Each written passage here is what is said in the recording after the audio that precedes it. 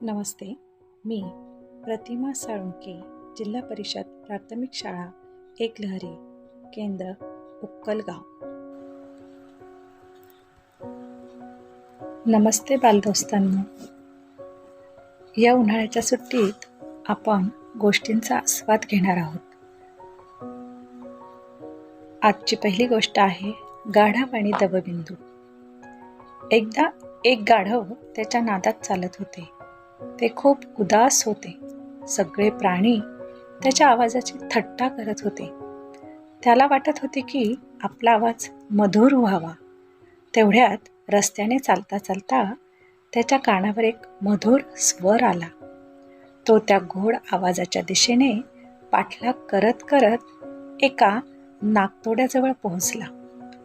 नाकतोडा एका पानावर बसून गाणं गुणगुणत होता.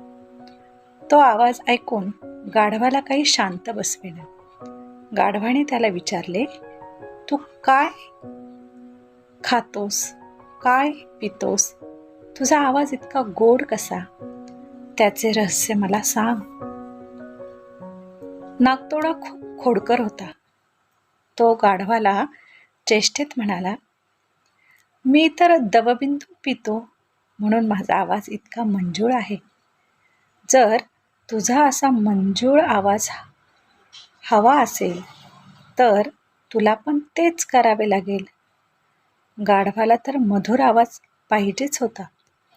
त्याने नाकतोड्याचे बोलणे खूप गंभीरतेने घेतले.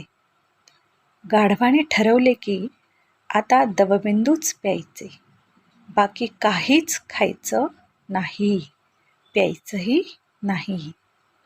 हळूहळू गाढव खूप अशक्त होऊ लागले आणि शेवटी ते मरण पावले.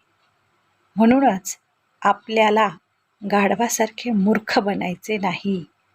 कोणाचाही सल्ला विचार न करता अंमलात आणू नये.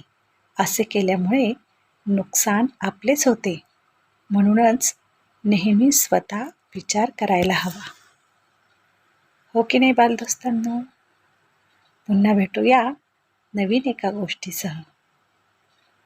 धन्यवाद.